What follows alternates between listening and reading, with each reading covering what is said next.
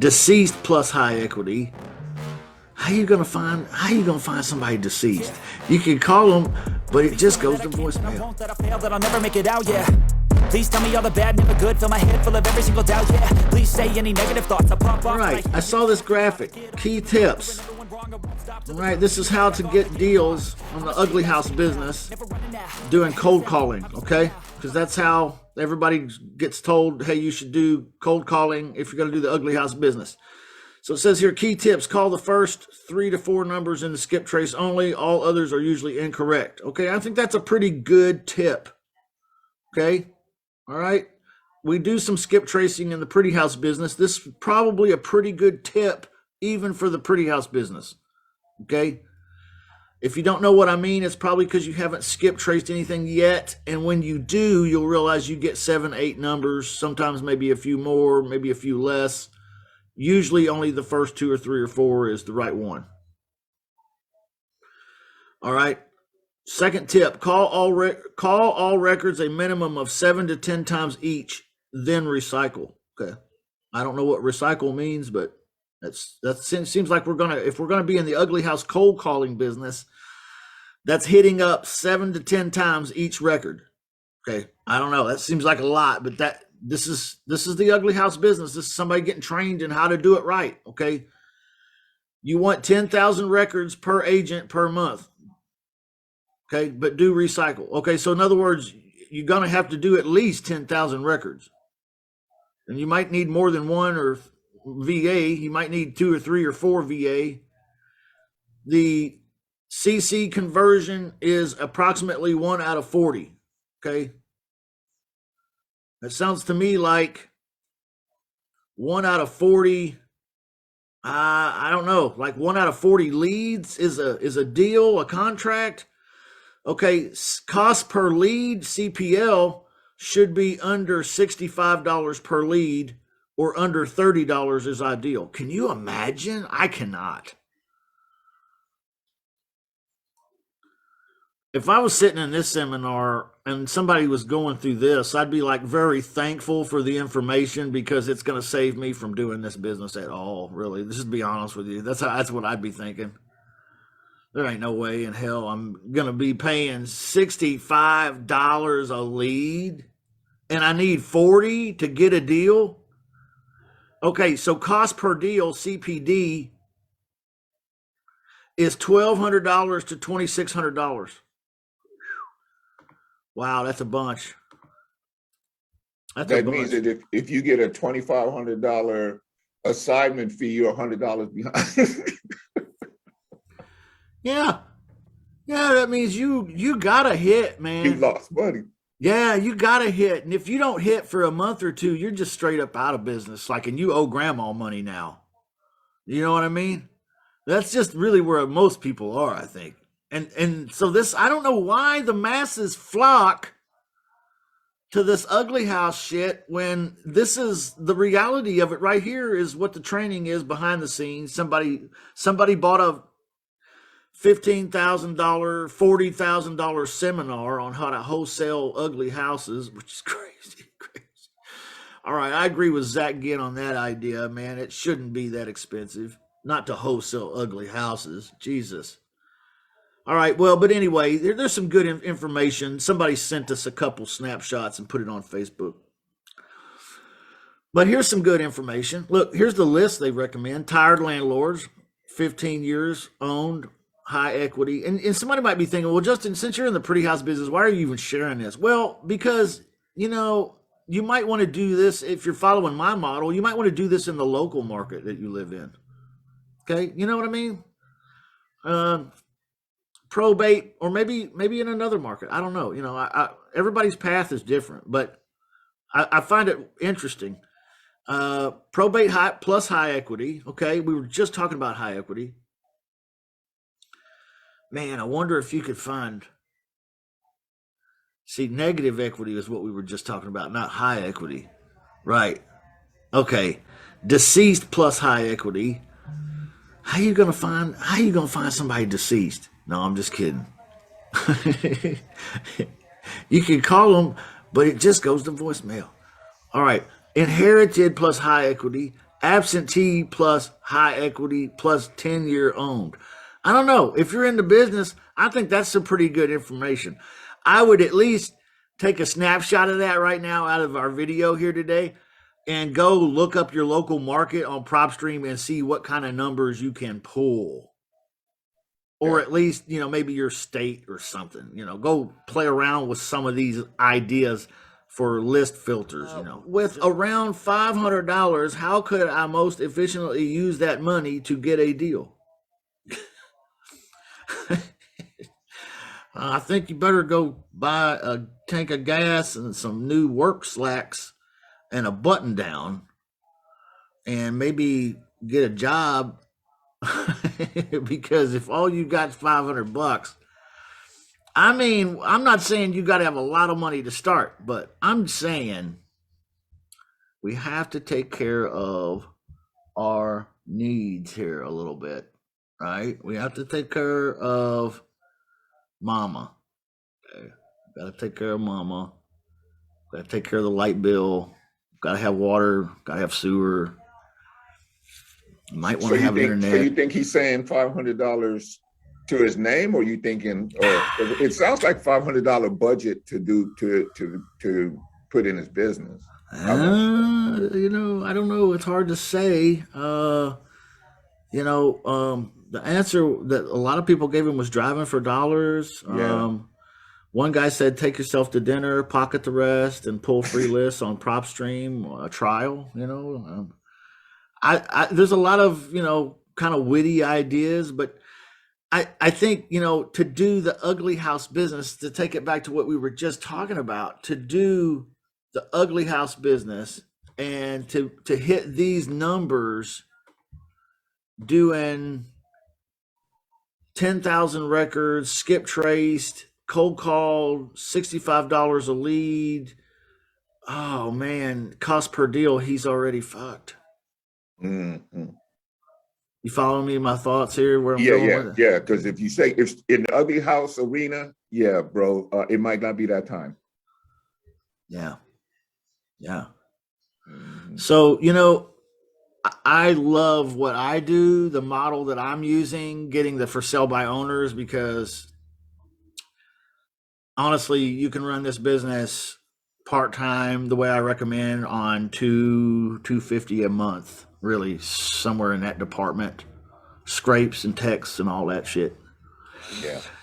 Well, I'm sending out text messages that look roughly something like this. Okay, everybody, I'm using REI reply. And by the way, Coach Mark has been talking about making a new REI reply setup video, because the old video, that's not old, it's only like a month old, as soon as he came out with it, REI reply changed the way everything looks. And so like it doesn't match anymore. The video is not matching the platform anymore. So like right now it needs to be redone. It's already, antique. So he's been talking about making a new one, and I want to help him do that if I can, because that's we all really appreciate that, for reals. Okay, because if you're doing it by yourself, whew. Okay. All right. Here's the messages I'm basically sending out. You guys have seen this. I refer to it as the perfect message set. I don't use everybody's name in here. Okay. I miss Corey again. I don't know where he's at, but tell that dude, where the hell you at? Because I miss you. All right. But look, put your name in here. Okay. Steal this, screenshot that, whatever you need to do. But that's basically a series of messages that you could use, edit that a little bit, make it more, make it flow, or make it you, or whatever. Put yes, no, or maybe on the end of it. What I'm starting to not like that, because everybody in the whole world now is doing that. So this is a picture of the responses. This is a snapshot of some responses. I shared this a little while back in a different context, in a different location. But look at these responses, okay? Not at this time. Am I going to call that one? You guys help me because I'm brand new at this and I don't know which ones I should fucking call and which ones I shouldn't. Okay? It's a real issue. I'm serious. Somebody help me out. Not at this time. Do I call that one? No, I would not call him. You would not call that guy. I'm not sure. You don't have to tell me no twice. Oh, here's Corey. All right, we wouldn't call not at this time. Would we call the second one? It's under contract. If anything changes, I'll let you know. That's a no. No. Why would we not call that one though? I mean, they didn't say no. Well, I guess it would all depend for me with how much response that I got. He would be in the second tier of follow-ups. Yeah, I don't know if I'd waste my time with it because it's under contract already. Can he be under contract twice? Well, that says a lot about the way he operates if he does go that direction. Right. So if if he's willing to be dating this other person and then also seeing you on the side, On the side, exactly. He's probably going to be seeing somebody on the side when he's dating you. Exactly. You know what I mean? So, now, what about the third one? Call me. That's it. Just call me. That's all he says. Call me. Okay. Ring. Boom. Yeah, I think so too. How about the fourth one? Yes. That would be a ring. All right. I don't know about you guys, but I get fucking butterflies when I see that word. I don't know why, but I just get excited. Because this person's already at a yes. All I got to do is not fuck up. Okay. That's why I get excited. All right. So, man, when you see a yes, pull out those 19 questions I shared last week and get to work. Okay? They already at yes. Get the 19 questions out and get to work because that is is in the bag. All right. That deal might not work out anyway because it might be the down payment's too crazy or something, who knows, but you want to make sure that you're the one that's in the decision-making seat. All right, let's make the next one here. So sorry, just not interested in leasing at this time. What do we do with this one? Do we call this one? Do we not call this one? Do we put this one in a 30-day follow-up, or what do? We throw it in the trash? Someone help me. Would you be interested in a cash offer text?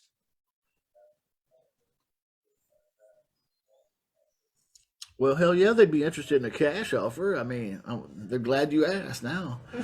See, that's the thing. But what if it was a discounted cash offer? Yeah, that's what you know what I'm saying. Been experimenting with it a little bit. Had no success with it, man, so far. None so far. But no, so I won't waste my time with that. Well, I'm just thinking, yeah, it would work, but it is really gonna find that needle in the haystack, like needle in the needle stack. So I'm not messing with the follow-up text, everybody. I think that's a big topic. If you're in REI reply, it's a big topic on that follow-up. When they say no to a lease option, do you follow up with, hey, what about a cash offer? Okay. All right. Well, we've tried it. It's not really made us any money. Okay. Not yet, at least. But some people are like, yeah, but if you only did one deal a year, one deal a year, by placing small classified ads in newspapers all across the country. You guys remember that guy killed himself? Don Lepre. Don Lepre. All right. Don't go that way. Coach Mark, you're himself? Yeah. Killed himself. Yeah. Don Lepre. I guess he had a whole bunch of people chasing him. I think he was in jail. And that's the sad part. Yeah. Coach Mark, you came on live here, man. What's going on, bro? Not much. Just about ready. Got an emergency board meeting I got to go to in a minute. But yeah, this is good stuff because who do we know who to call and not to call? So the one on the when you say not yet, I like that one because you could just do like a week or 2 week follow up and see where they're at. You know. Yeah, you could do a follow up. Yeah, there's nothing wrong with that. Yeah. What about this one? I already leased it. Thanks. Again, that's like I have it under contract, right? What about this one? I have to sell. Man, that's really like they're saying no to a lease option, right? Yeah, that's basically I need. I have to sell. They're saying no to a lease option, but I don't know. What do you think about that one?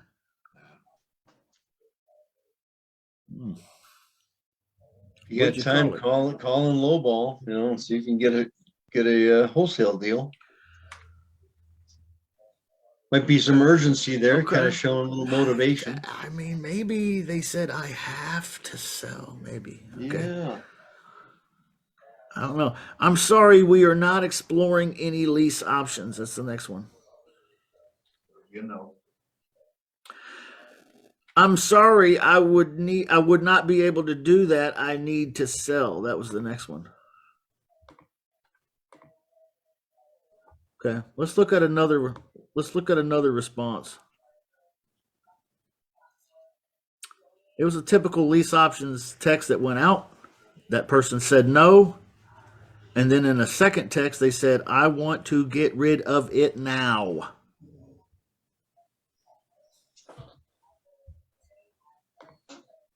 Isn't this interesting? This is how it really works, right? This is real leads that have responded and to the messages that I tell you guys to use, and then some of them don't fit into a yes or a no. There's like this gray area.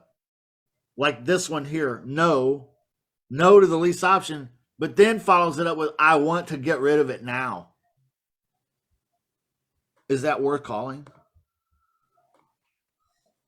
I would probably call that one.